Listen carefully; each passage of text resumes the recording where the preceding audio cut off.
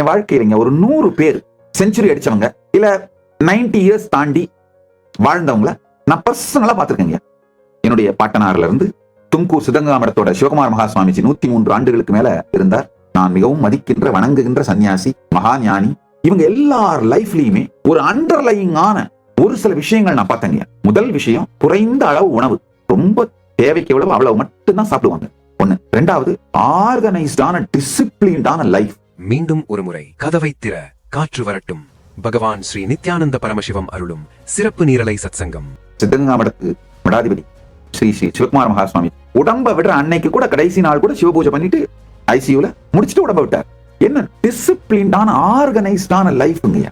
டிசிப்ளினும் organised லைஃபும் ஃப்ரீடம்ங்கய்யா, punishment கிடையாதுங்க. நான் என்னுடைய கைலாசவாசிகளுக்கு சொல்றது உண்டு, அப்பா எவ்வளவு நாள் வாழறமோ அவ்வளவு நாள் வரைக்கும் இந்த கைலாசத்திலையும் உடம்ப விட்ட பிறகு மகா கைலாசத்திலையும் இதுதான் நம்ம ரொட்டீன் அப்படின்னு முடிவுக்கு வந்துருங்க.